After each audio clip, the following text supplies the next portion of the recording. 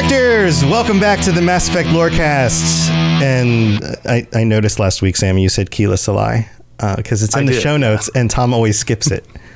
That is exactly what I said. I was like, I always write it, and he skips it. So I'm going to, you know what? I'm going to say it. Yeah, so Keela Salai, Specters. You sons of bitches. Anyway, welcome back. Man, I'm spunky today. I'm back from vacation. And Sam, I'm excited because we're talking mortality stuff, right? Wait. I'm looking at the show notes. We're not talking tally stuff? What's going on here? We're talking tally tangential stuff because we're taking a little bit of a departure to talk about a topic that's foundational to understanding her character in the later games in Mass Effect 2 and 3, and that is the Migrant Fleet. Oh, I thought it was going to be only having 3 digits on your hand. An entire episode. Someone who holds 3 digits, how do you hold up the peace sign? Oh, God. Is it that? Is it just putting your thumbs down and then you're virtually... That's basically the same thing as us going like 4. Holding up 4. Right. Or if you point at something, let's say you put down your thumb and your third finger, right? That's just the finger in the middle. Are you also flicking people off? There we go. I don't know. But we could do a whole episode about that. But instead, we're going to talk about the Migrant Fleet because that's probably more interesting. Yeah, we've discussed it in context before, like here and there. Talked about it in episode 18 on the Quarians, talked about it other times too. But it really deserves its own episode. So we're going to split this up into 4 different sections. We're going to talk about the structure of the fleet, the technology, the culture, and the future of the fleet as well. Awesome. This sounds really cool. So let's dig into this. Let's start with the structure.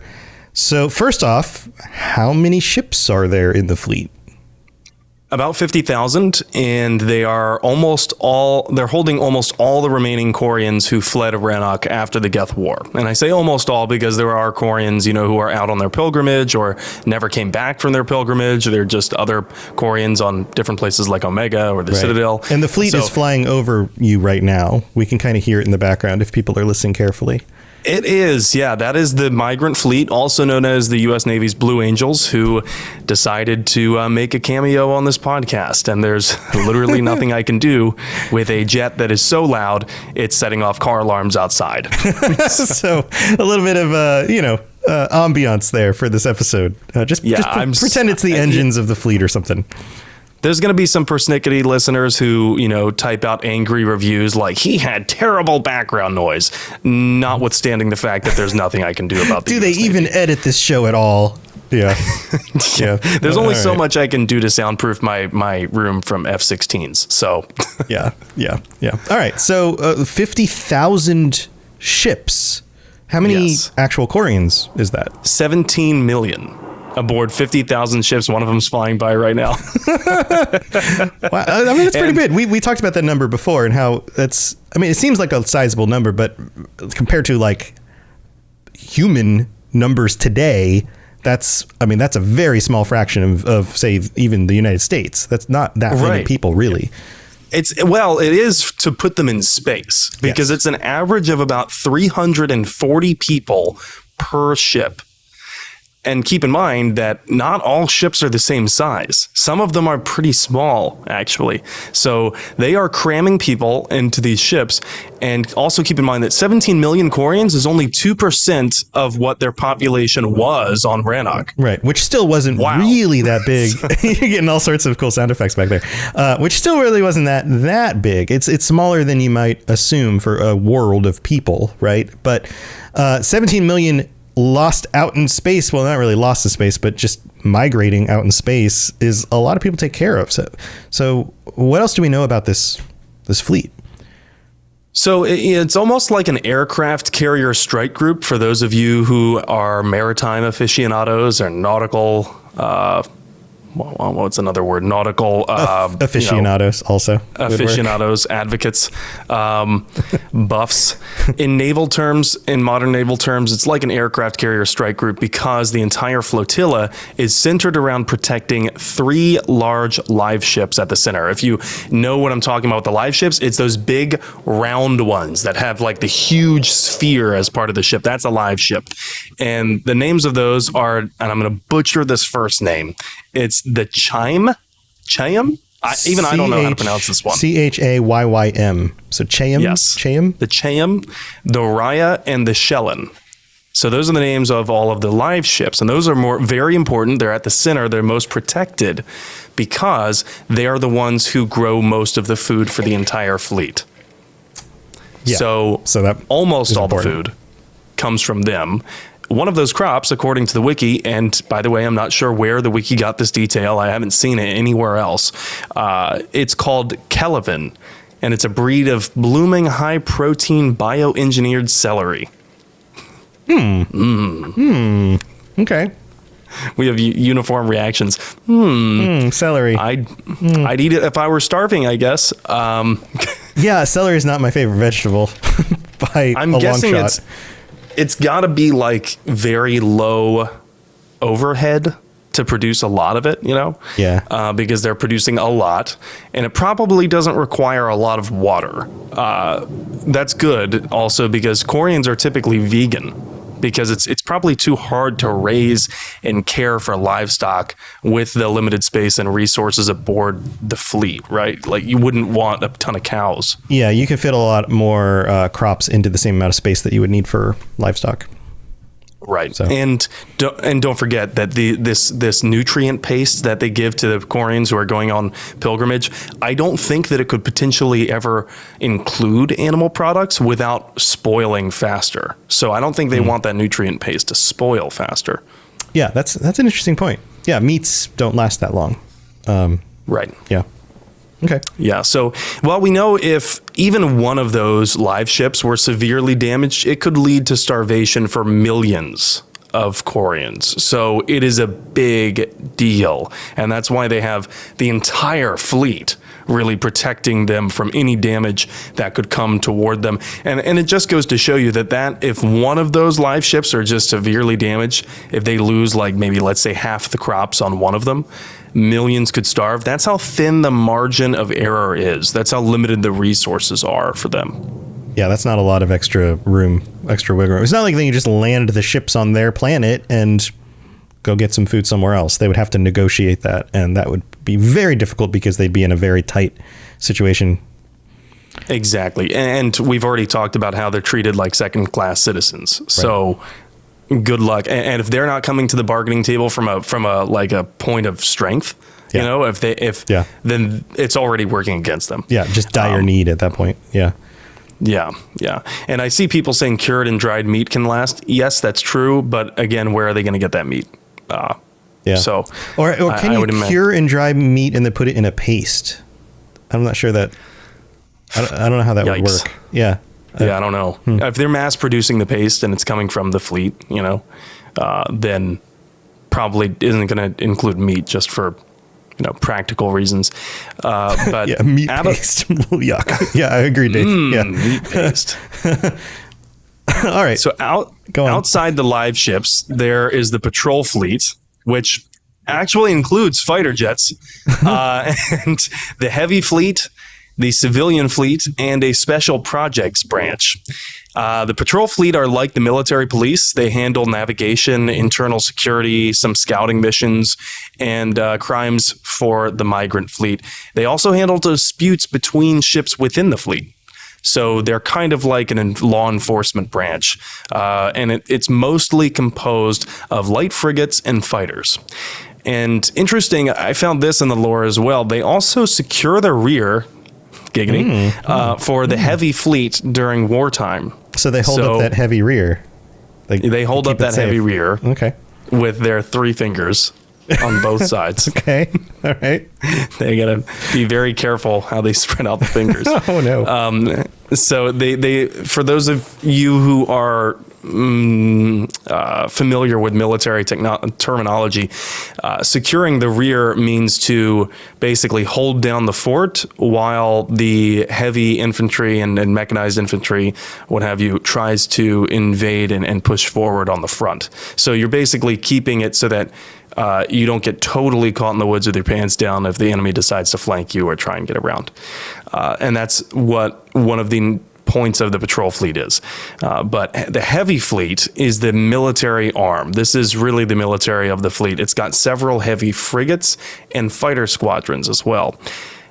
every single ship that's in this fleet, the heavy fleet, is one that can handle combat for long periods of time. But I think that's also subjective because beggars can't be choosers in their circumstance. So long periods of time and being equipped for combat is probably up to the needs of the fleet at any given time. Yeah, based on the materials and the ships that they have and the parts that they have and all of that. Yeah. And that's not to say that the other ships in this fleet are completely defenseless, but it is notable that there are no dreadnoughts in the heavy fleet, which is the military arm. The dreadnoughts are like the big battleships. Right. And the reason why, well, they didn't sign the Treaty of Phyrexian with the Council. We talked about this a long time ago, Tom, the Treaty of Phyrexian. It was like one of the very first episodes, I think.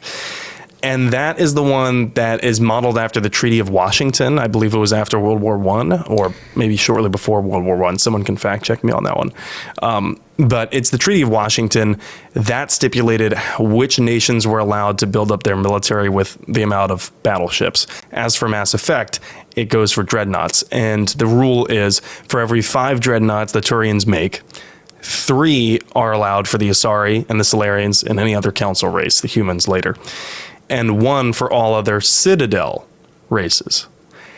But the Quarians don't have an embassy on the Citadel, meaning they're technically not a Citadel race, which would, presumably mean that they're not allowed to make any, right?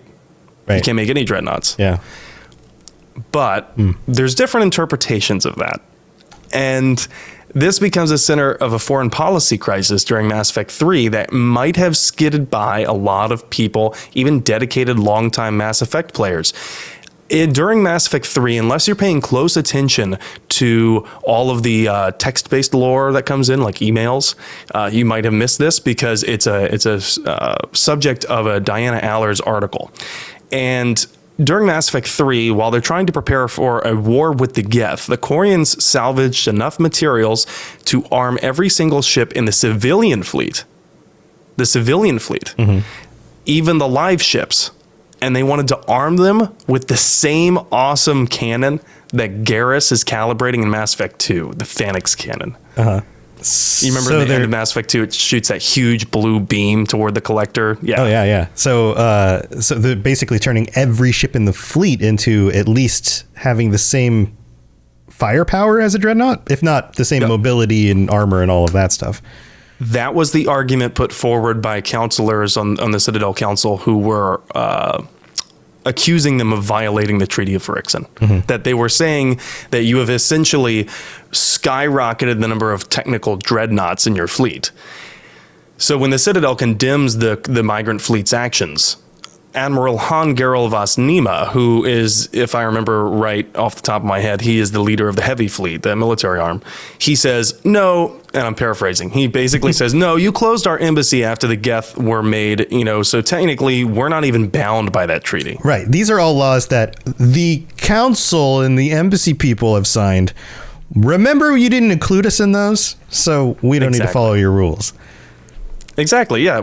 You guys closed our embassy. We didn't want to leave, but you closed our embassy, and now we don't have to abide by your treaty because we're not getting any benefit from being a Citadel species. So. Well, it's an interesting ploy if, and I don't know if this was the goal or not, but if their goal was to find a leverage to get back in, this could be a way to do that.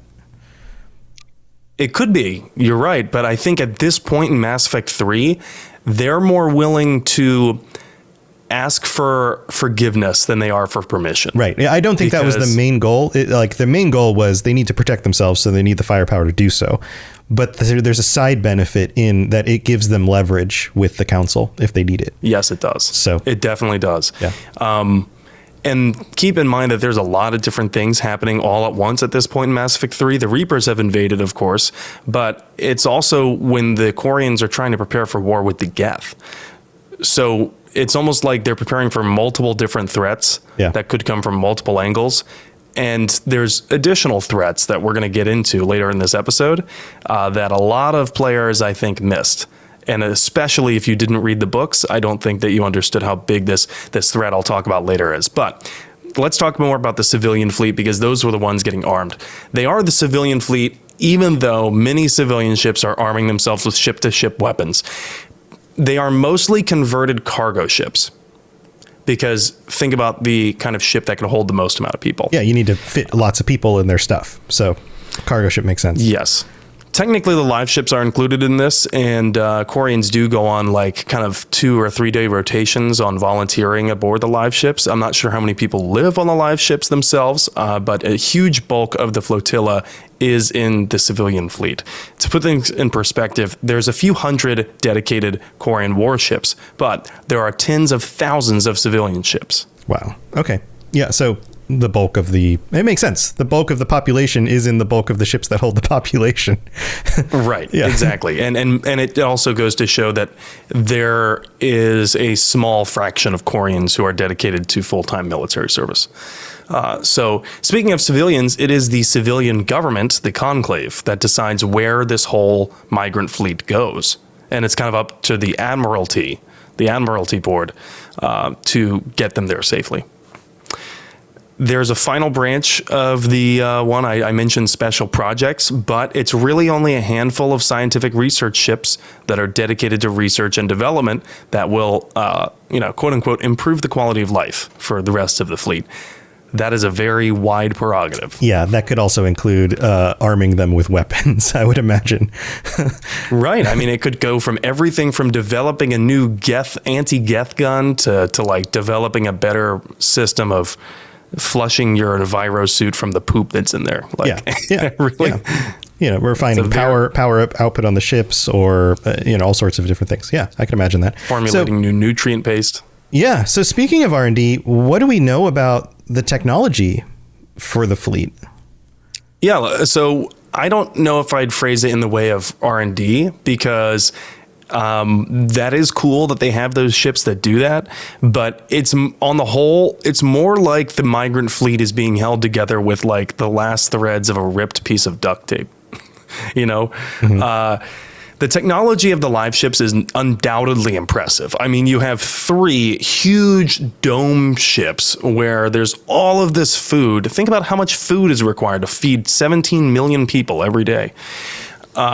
And it's amazing that they can grow that much in space, and they've been effective for hundreds of years. That much is impressive. I'm not sure if those ships or anything like it existed before then in this cycle. So that is very impressive that they've managed to do that. It's an impressive feat of engineering. But all of their ships, minus just a few, I think, are salvaged from other races, and they're retrofitted and they're repaired as needed over time. And this is, again, over like 300 years, I think. Yeah. So many of the ships are like jury-rigged things that would probably not pass inspection in most navies or civilian flight agencies. You would not want to get on one of these ships. Yeah, I imagine moving into like an apartment complex in the U.S. that's been around for 70 years. It's gonna feel lived in, and everything's gonna have been fixed at some point. And like, now imagine doing that in space for hundreds of years. Can you imagine how many electrical problems there would be? Yeah. Or patches, like, oh crap, we got to patch this wall because it's letting out air into space. Like, we can't just rebuild a new ship. Everything has to be just fixed on the fly. It's like when I worked for a startup, the analogy was we would keep revamping the product, and it was like, well, we need to change the tires on the bus while the bus is still driving down the road. Like, that's literally what they're doing. They're flying through space, and they're literally upgrading and fixing things without being able to dock somewhere to do it. It just has to keep working. And man, that's limiting. Right. I mean, we consider it an impressive feat in the Air Force or the Navy when they refuel ships that are currently flying. Right. They have those fuel tankers. That's impressive, and it's a very small margin of error allowed for that. They are literally like repairing hull breaches in the vacuum of space while people still live on those ships, and they don't really have much money to do it. So talk about improv. This is like improv on steroids, and it's pretty impressive, but it's also like, you ever see one of those cars driving down the street that's like has 5 different parts that are probably from different cars, like the hood is one color, the fender is a different color. It's like seeing one of those, but like 50,000 of them. Right. Flying all together. Yeah. And Rob raises the states here in chat. Now, is the ship still the same ship it was 100 repairs ago? Like Theseus' spaceship, right? Like how many repairs until it's no longer actually the same ship? I imagine the bulk of it's still the same ship. It's just been patched up and adjusted a lot over time. Probably a lot of them had to be retrofitted because they were from different races. So they probably changed things to make it more hospitable for the Quarians aboard those ships. Yeah. It also seems to be why there's very little naming themes between the ships. Like, they go from Quib to Raya to Moray. Like, there's a lot of different phonetics and different languages, clearly, because they're from different civilizations. And I think, if I remember correctly, the Idina, which is a very important ship in the Mass Effect lore, that one is actually from Batarians. I don't know how they got that one, but interesting that they would have a Batarian ship in their fleet. So I don't think that they have any. I bet every race within the Mass Effect universe that's spacefaring has a representation of their ships within the fleet. They've got like a space shuttle also. They stole from Earth. That'd be amazing. They've got the fucking lunar lander. Yeah, they couldn't get any of like the modern, like up-to-date ships, so they got like a lunar lander or a space shuttle, and they're like, well, we needed extra ships, so why not? BioWare. We're putting this idea out there. You can make it happen if you want. That would be hilarious. You just see it like a little bit in the background of like those big panning shots of like the fleet. Yeah, exactly. So overall, the technology is custom designed for the Quarians' needs, which, like I said, from an engineering point of view, it's very impressive. But it's also very far from cutting edge, except for when it comes to the anti-Geth weaponry. Oh, yeah. No surprise there. Yeah. So it's an important part. They have the most advanced anti-Geth weapons, I think, and undoubtedly this improv kind of lifestyle has an impact on how Quarians are living their daily lives. They're flying around in ships that are pretty sketchy. Yeah. All right, so that's going to do the technology stuff. We're going to talk about the culture of the fleet when we get back, but we have to go thank our patrons, so don't go anywhere. Message coming in. Patching it through. I am sovereign, and this Lorecast is mine. I like the sound of that. All right, so I've been gone for a few weeks, so I got to do some catching up on some of the new patrons and welcome you to the Patreon. Tim S, welcome. Planet Adcon, Katie S, and Larry, all welcome aboard. Thank you for joining the Patreon. Hope you are enjoying all of the benefits you can get. And we've got to shout out our Shepherd tier patrons, Kolkashins, Edboy, Kira C, Lieutenant Tocino, and William. Thank you so much for your support. And to everybody who helps support the show, thank you so very much. This or all of this stuff that you can get for joining the Patreon, you can see at patreon.com/Mass Effect Lorecast. You check out the shirts, you can check out all the different tiers and the things that you can get. So go check that out. Thanks for being here, everybody. We really do appreciate the support. And let's get on with the rest of the show. Spit it out, or are you trying to build suspense? You're so dense, sir. Obviously, I do not know as much about human relationships as I thought. All right, here we are, back with the rest of the episode. Now, we need to talk about the culture, right? Low technology, so the results are lower quality of life, probably. That's got to have an effect on the people living here, on the Quarians, right? Yeah, we know from Tally that Quarian culture is communal because they have less to start with. And that means that everything is done in the interest of your fellow shipmates or even the rest of the fleet. So that is the entire point of the Quarian pilgrimage. We hear that. We talked about Tally's point of view on that and why she joined Shepard in a previous episode. But there's low resources, there's cramped living, and they have very vulnerable immune systems. And all of those things together mean that outsiders are generally viewed as a threat. And it's not a wise idea from a safety and security point of view to welcome them into the fleet. One thing goes wrong and millions could die.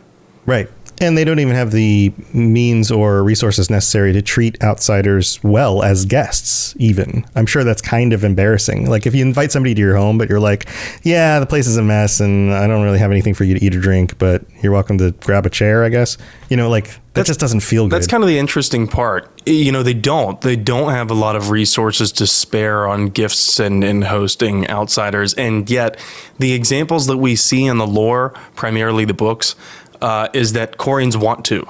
They want to be a good host. Yeah. But in terms of welcoming people into the fleet itself, it's a security risk. Yeah. So every ship is quarantined as soon as it gets there, and any ship that's even approaching the fleet has to have this special passcode. And if they say the wrong thing, then they get shot down immediately.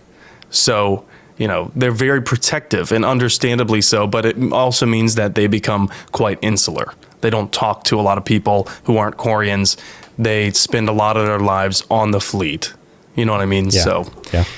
That makes sense. So we do get, like I mentioned, the books, we get these depictions of how everyday Quarians live. And I don't think that we get them in the games so much, because in the games, the people we're meeting are Quarians on pilgrimages. So they're doing these exceptional things because they need to bring things back to the fleet. Yeah, makes sense. Yeah, we're not actually seeing the fleet itself. Right. Much like how we talked about with the Batarians, we don't get often to see everyday Batarians because they're kept on their home worlds by an authoritarian regime. So the people who leave are by definition criminals. And it paints our perception of the Batarians. But, excuse me, in the books, we get this great description from Drew Karpyshyn, namely Mass Effect Ascension, when Kali Sanders and Jillian Grayson are aboard the Idina. It's a scout ship.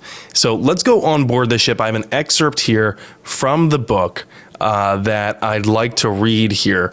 And it starts with them entering the equivalent of a marketplace on the Idina, which I found particularly interesting, that one ship would have its own marketplace. Right. I've got this up on the screen too, if people want to read along.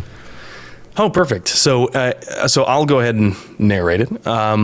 There were no merchants loudly hawking their wares, and no angry shouting of customers and proprietors haggling over prices. Only the soft sounds of people searching through the lockers and bins, and the low, good-natured conversation of neighbors and friends.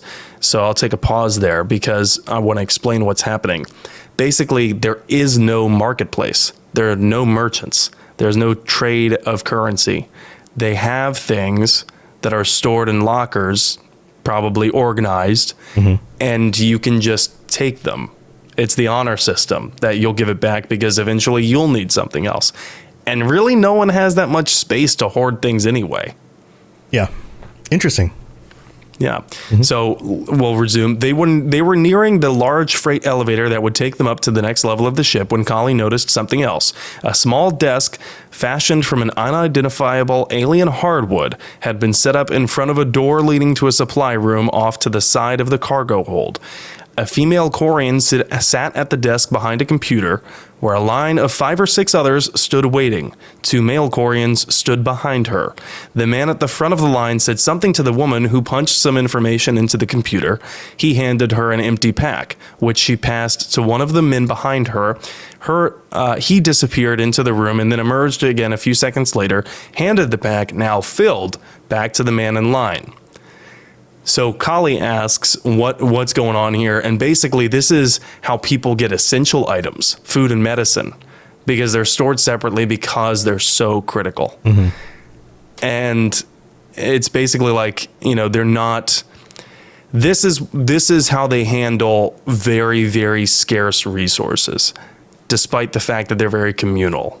So Kali's companion Hindle asks, what happens when the reserves run low? And a Quarian says, if we manage them carefully, they never will. Right. All right. We just have to be careful with this stuff in order to make it work. Yeah, exactly. So this is a pretty interesting depiction in my perspective of what we can understand everyday Quarian life is like. Hey, you need some bread, or, you know, let's say that you need a screwdriver. Just go down to the where all the stuff is kept, basically, and rummage around and try and find what you need. Hopefully there's one there, and if not, you might just have to wait till somebody returns one. Good luck. Exactly. And I can imagine that if you were looking for a specific tool and you found one that was like brand new, it's like winning the jackpot. Most of that stuff is probably going to be very used. So what about where people actually live?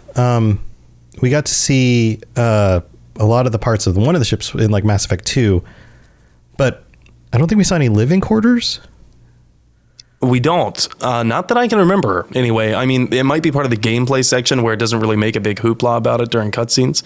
But on the fleet, the living quarters, 2 words, it's cramped. On the Idina, there are 700 people there. But Alliance ships that are the same size would only be home to a crew of about 80. Yeah, so they're packing them in. Yeah, that's almost 10 times more than would be stationed there. So they live in tiny cubicles. And it's not like Alliance ships are very comfortable. We know that from Joker and from some of the other crew who remark when they get the Cerberus upgrade that the Normandy becomes much larger than it was in the first iteration. So it's not like they're living in luxury, but the Quarians are really living in tiny cubicles. Yeah. And we get this from another page of the Mass Effect Ascension novel. It's page 277. And Cito, the Quarian who is kind of showing them around the Idina, he says he suddenly darts up ahead and pulls back the curtain to one of his cubicles. He says, "This is my living quarter." Notice he says living quarter.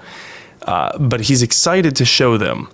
And it says, peering inside, Kali saw a cluttered but tidy little room. A sleeping mat was rolled up in one corner. A small cooking stove, a personal vid screen, and a computer rested against one of the side walls.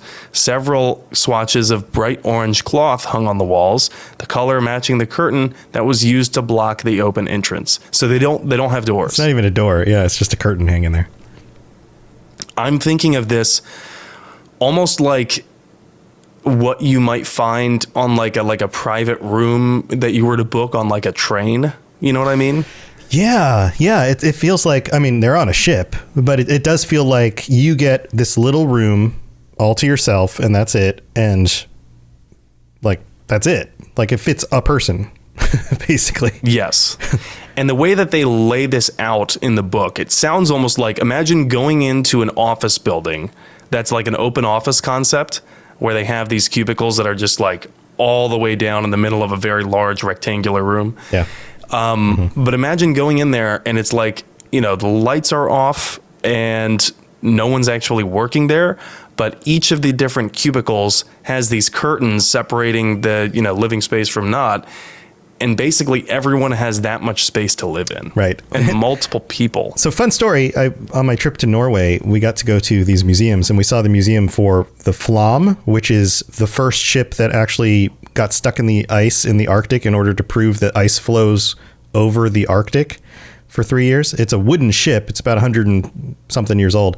But each of the 17 people on the ship had their own little room, and their beds were so small that like, I couldn't have laid down straight without bending my knees in order to lay in that bed. And they spent 3 years on this ship. It like, that's what you're describing just sounds very similar. Each person had one little room. It has a bed and it had like a desk and a shelf. And that was it. Like, I don't know, 3 by 4 foot space. Like that's all. Yeah, and imagine they have to share that space with multiple people. Kali asks Cito, "You live here alone?" And he laughs again at the foolishness of humans. He says, "I share this space with my mother and father. My sister lived here for many years too until she left on her pilgrimage. Now she's with the crew of the Raya." Interesting, because that's the crew, that's the ship where Tali was born.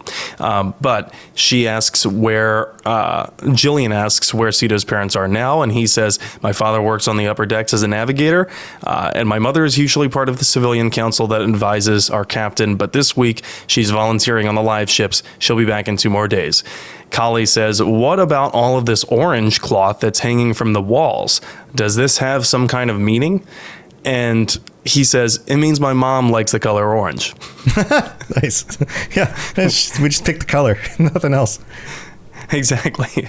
It's kind of funny because as alien as they are, that's a very human response. Right. Yeah, Mom likes orange, so we got orange cloth.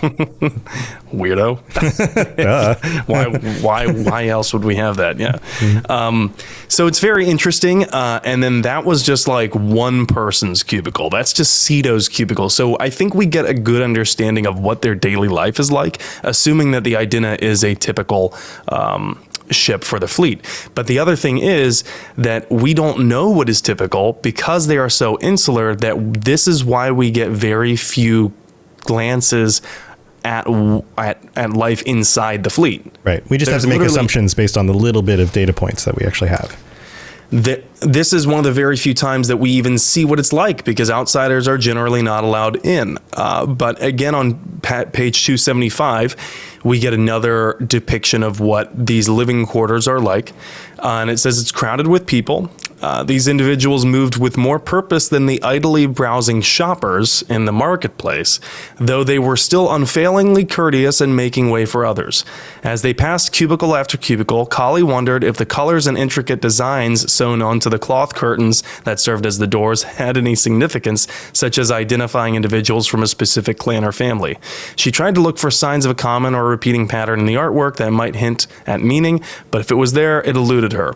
Many of the cloth curtains were only partially drawn, and Kali couldn't resist the urge to glance from side to side at each cubicle as they passed, catching occasional glimpses of ordinary Quarians living their everyday lives. Some were cooking on small electric stoves. Others were tidying up their cubicles. Others playing cards or other games, or watching personal vid screens. Some were gathered in small groups, sitting on the floor while they visited a friend or relative's space. A few of them were even sleeping. All of them were wearing their environmental suits. And Hindle, her companion, asks, are they wearing their suits because, we're aliens and we're here? And Ceto, the Quarian, says, we rarely take off our environmental suits except in the most private settings or intimate encounters. So that raises the question about the bathroom situation. How does that work? So they actually go into that shortly thereafter, and Kali asks the same question, to which Ceto says, we have bathrooms and showers in the lower decks, and these are actually sealed and sterile. It is one of the few places where we feel comfortable removing our suits. And Jillian, who is on the autism spectrum in the book, she asks, what about when you're not on a Quarian ship? And most humans, I think her companions, Kali and Hindle, both are kind of uncomfortable at this line of questioning. Yeah, but it doesn't seem like personal, but okay. Right. It doesn't seem like the Quarians mind too much because he just answers it straight. Ceto says, our suits are equipped to store several days' worth of waste in sealed compartments between the inner and outer layer. The suit can then be flushed, discharging the waste into any common sanitation facility like the toilet on your shuttle without exposing the wearer to outside contaminants. I mean, that's a good functional answer, but it's also kind of gross to imagine them all walking around with like pee-pee poopy suits. Yeah, pee-pee poopy. Is that why you look a little more inflated today? Pee-pee poopy. You got a pee-pee poopy suit there, huh, buddy? You gotta flush that out? Literally looks like they deflate. They go to the bathroom and they've come back and wow, you're thinner. Yeah. I don't want to think about it. But the whole not taking off their suit thing, it's not just about bathroom. It's not just about protecting against infection. We learn that it's intrinsically linked to the low quality of components that are on these ships, on these salvaged, rebuilt vessels. So that's why I looped this into the Migrant Fleet episode, because it can all be traced back to the Migrant Fleet and how it's salvaged and basically unreliable ships. It even says this in Mass Effect Ascension. In the same breath, another Quarian says, we work hard to maintain our ships, but the chance of a hull breach or engine leak, remote though it may be, is something we must be constantly and acutely aware of. On the surface, her explanation made sense, but Kali suspected there was more to it. Hull breaches and engine leaks would indeed be extremely rare, even in older, run-down vessels, and simple air quality monitors combined with Element Zero detectors could alert people on board to don their suits in the event of an emergency long before any serious harm was done to them. It was quite likely wearing the Enviro suits had become a deeply ingrained tradition, a custom born from the inescapable lack of privacy on the overpopulated ships The masks and layers of material could very well be a physical, emotional, and psychological buffer in a society where solitude was virtually impossible to find. Yeah, so, this whole situation has sweeping effects on their culture and even their psyche, the way they interact with the world at all. How could it not?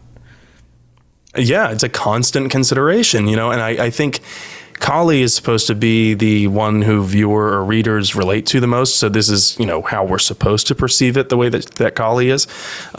But basically, I think that she agrees, and I agree with that perception, that it's the physical is having psychological ramifications, and that is manifesting in the way that Quarians socialize. It's becoming part of their culture. It's literally dictating the way they go about things, just because they've had to deal with, retrofitted, salvaged, rebuilt things for so long. It's interesting, too, she mentions the air filters, because that's how Tally's mother passed away. The microbial filter for one of the ships faltered, and an infection swept through the populace, and then her mom got sick and died. Yeah, that'll do it. So are we ready to move on to the final point? Yeah, that kind of ties in perfectly, because the environmental suits, they're not just dictating how people go about their current lives, but it's impacting socializing, privacy, and how they're deciding things for their own future. Yeah. So let's talk about the future of the fleet. 4th point from your intro. So how exactly does the poverty dictate where they're going? Like, there's the Geth conflict, there's the being cramped and limited and having to do with minimal amounts of stuff. Is this pushing them more towards war? Is this pushing them more towards looking for a home more desperately? Like, how does this affect things?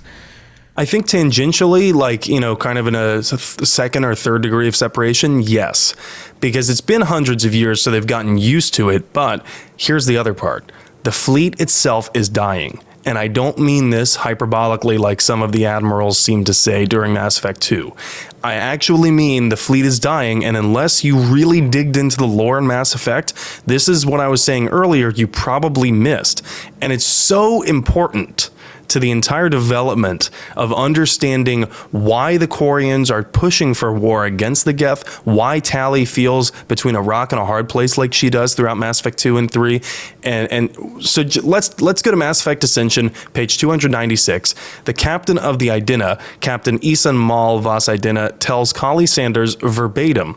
Fortunately, Mal seemed willing to be completely candid. He says, "The migrant fleet is dying. It is a long, slow, almost invisible death, but the facts are undeniable. We are nearing a time of crisis for our species.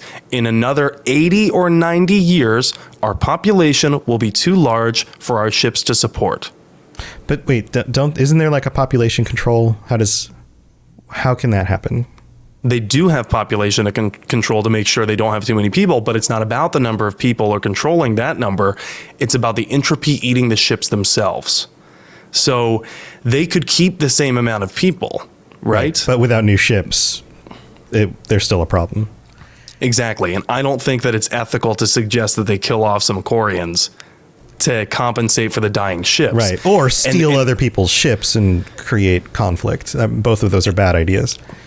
And the reason I'm making such a big deal about this is, look, we have a definitive timeline here, 80 or 90 years, that they have forecasted for when the ships will really start dying off, and there's nothing they can do to repair them, to retrofit them, and they won't be able to get more ships in enough time to prevent a crisis. So this is the first time that I remember seeing in the lore, in no uncertain terms, that the Quarian fleet is dying. We heard this during the game, where the Quarian fleet's dying, we're in a very rock and a hard place, but it was never explained why.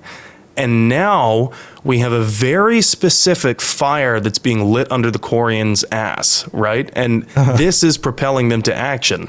And it's the fire under their ass is making everything smell like poop because they got the poop in the suits. And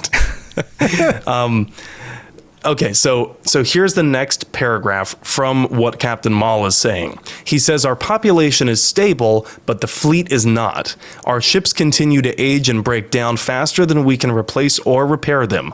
Little by little, we are running out of livable space. Yet neither the Conclave nor the Admiralty are willing to take action.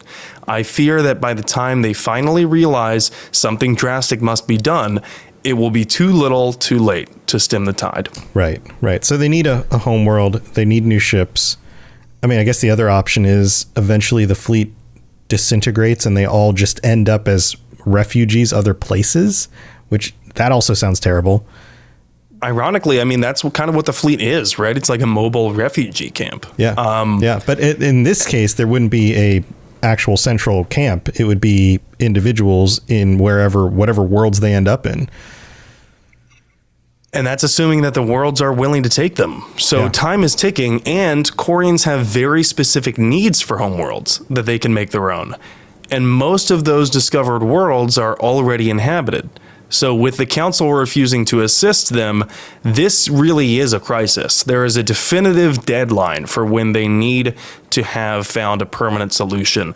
And there's all these things that are stacked against them. And it's also why some of the Quarian admirals seem so willing and ready to go to war with the Geth come Mass Effect 2 and Tally's loyalty mission. I always kind of thought when I was playing through the games and I never read this book, that it kind of jumped out of nowhere almost between Mass Effect 1 and Mass Effect 2. Like, why are the Quarians all of a sudden just wanting to up and go to war when they're already in a very vulnerable state? Right. Yeah. Like, it's just sudden. What's the story behind it? Well, I guess this is the story behind it. Exactly. And it wasn't like they had this monumental governmental shift in how things were dictated. This is the same form of government that they had. And it's not like there was some military coup. The Admiralty Board does have co-equal power in some regards to the Conclave, their civilian force. But it kind of jumped out at me as like, okay, this kind of feels like narrative shoving down your throat. But keep in mind that this Mass Effect Ascension book was kind of meant to be the prelude to Mass Effect 2. Yeah. You were supposed to read this. Right. So they already had this in mind as the reason why that happened in the game. So. Yes, exactly. So this is, like I said, this gives us some perspective as to why the admirals are using Tally as this pawn in the trial later. We'll talk about in Tally's own episode.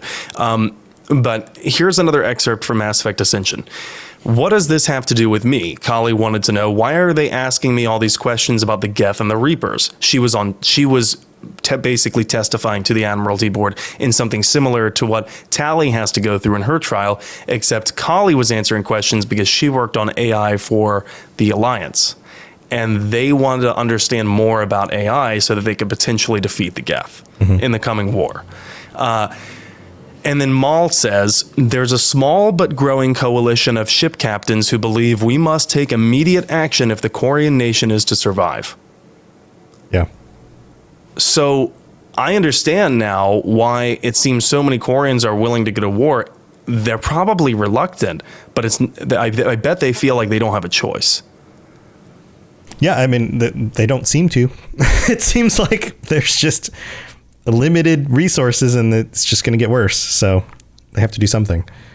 Exactly. So sequentially, this is all taking place before we go to the Migrant Fleet for Tally's trial in Mass Effect 2. It's taking place before then. And that's when we hear this from the admirals. We have a couple of clips here. The first one is from Admiral Shalaran. Nobody could have foreseen. There seem to be some other arguments going on among the admirals. You caught that? Yes, the Geth's presence makes this a touchy issue.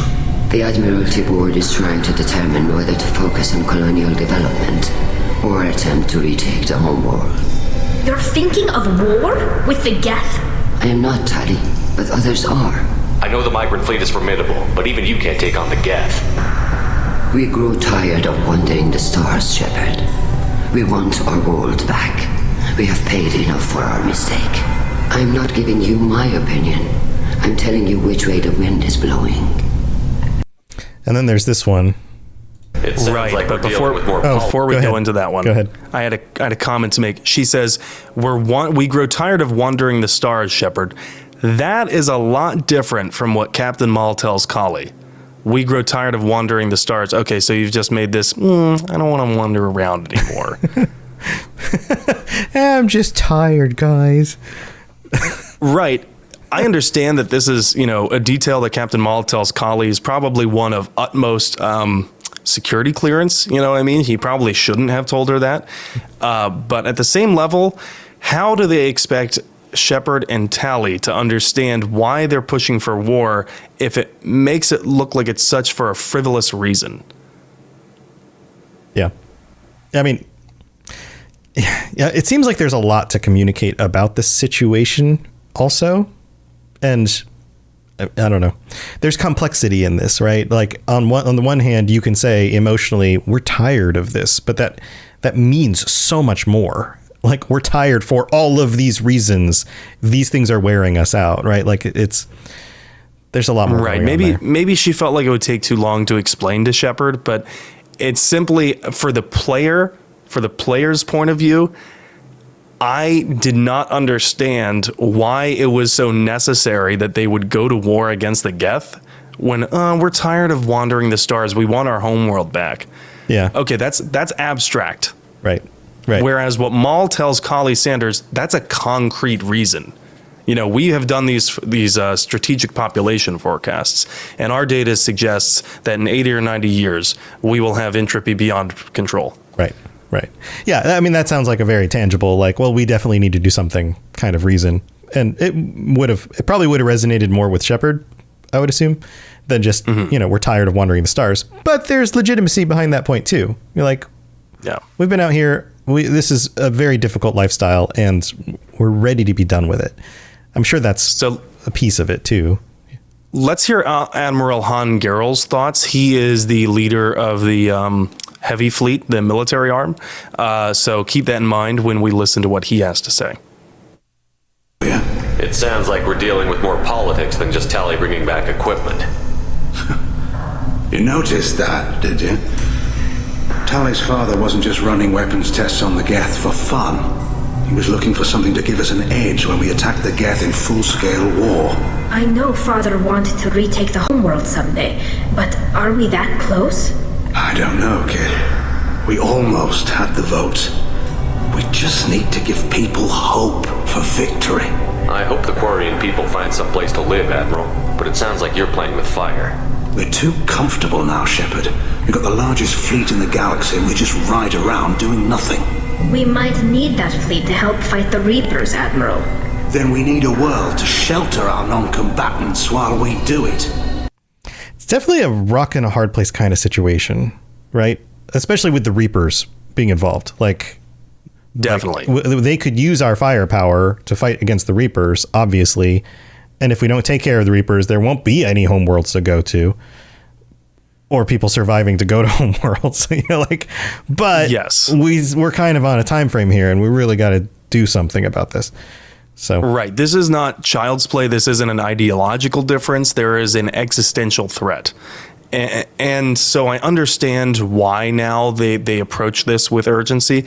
But the things that they tell Shepard and us, the player, in Mass Effect 2. Are not concrete arguments for the urgency that they treat this with. Right. But the book does a way better job of showing the player why. I also have to wonder if the details of the longevity of the fleet are more personal secret kind of information that they don't want to share out externally. And so even though it's a good justification, it's like we really just want to keep that to ourselves. And that makes complete sense, especially when you consider that in Mass Effect 2, Shepard is part of Cerberus, a pro-human supremacist group that just not that long ago, Cerberus had launched an attack on one of the ships in the Migrant Fleet. So it's kind of remarkable that they even let Shepard on board anyway.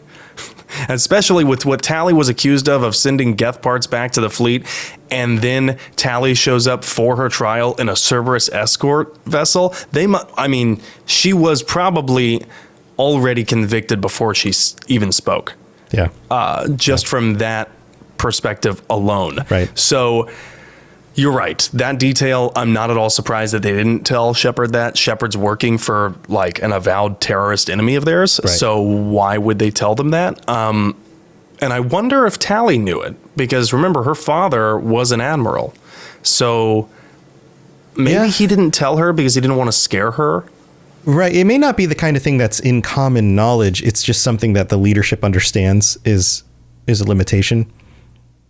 Yes. Yeah. And De Musica has a great point about the fleet here. She says, I'm sorry, I don't know which pronouns you use. De Musica says, love how he's so concerned about the non-combatants here, but in Mass Effect 3, he's all arm the live ships with cannons and turn them into dreadnoughts. Yeah, he's a typical hawk. He's a war hawk for sure. And so this is a good explanation and a good example of how some of the arguments from the Quarian Admiralty are flipped on their head come Mass Effect 3.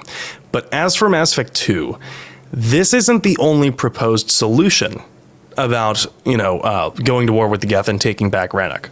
This is not the only solution. There's one that unless you read Mass Effect Ascension, or unless you paid very, very close attention to the dialogue in Mass Effect 2, you probably didn't know about. Here's something that Captain Maul tells Kali Sanders. We have proposed that several of the fleet's largest vessels be equipped for long-distance voyages. In one of those conversations that we just played, Tom, I can't remember if it was in the bite that we played, or maybe it's a little bit outside the bite, they actually tell Shepard that they're currently focused on colonial development. This is what's going on. The Quarians send a team deep into uncharted space to go find new worlds, knowing that they will not be able to contact them for quite some time. And it just so happens that Jillian Grayson, a human, a very gifted biotic, is sent along with a Quarian exploratory crew because she's trying to avoid the clutches of Cerberus. But this is interesting because they've made contingency plans. It's not just about going to war with the Geth. And it also means that, I think last week we were talking about Tali's death and how all the Quarians were dead. I misspoke. There are Quarians on the Citadel and Omega here and there, little patches of Quarians who are alive after that. But this is important to keep in mind, too, that not all of the Quarians are actually dead if the Geth win the Geth War and take out the Migrant Fleet. Right. There's a decent contingency out on colonial exploratory missions. Right. We talked about how the Mass Effect relays only connect you to certain places, and there's a lot of the galaxy that's still far from those.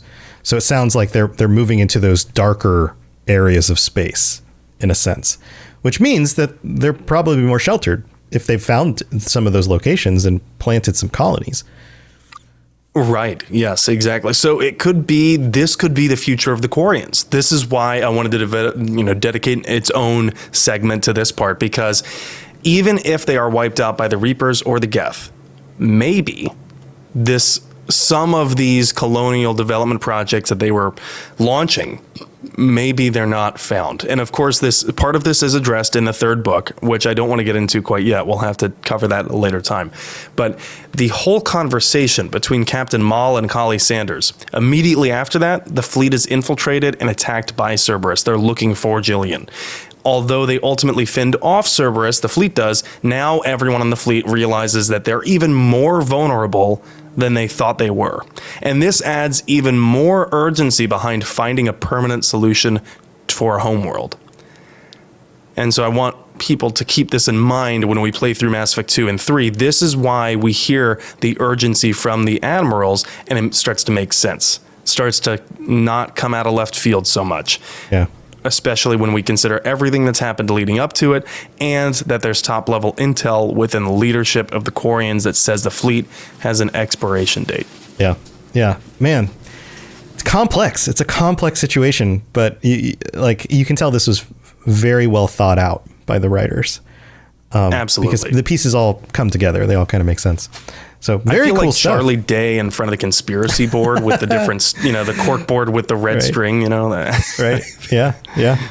No, this is very cool. So this helps set up some more conversation about Tali as well, because we have a little bit more insight into the world she came from. So this will be good. Exactly. Yeah. Well, so next week we'll be talking about Tali in Mass Effect 2, and part of that is a large part of that is the loyalty mission where we go and advocate for Tali during her trial. Yeah. So cool stuff. Well, I'm looking forward to it. Thanks everybody for tuning in. I'm so glad everybody's here for the live stream, and thank you for continuing to listen to our show. And Sam, I know you've been doing some wacky stuff on stream, and your dad got to watch your weird modded playthrough. Like, what? Yeah, so that's right. My dad was watching me play Mass Effect Randomized, which is probably not the best introduction to Mass Effect I could have given him. He was a little bit lost, but I've been doing live dad reaction on a stream of mine, and I'm thinking of doing it again. It was hilarious. I have like a dad cam up where you can see his reaction, and I gave him a mic so he can talk too. But if it would be you're amazing. It would be amazing to have him make the decisions and to see what happens.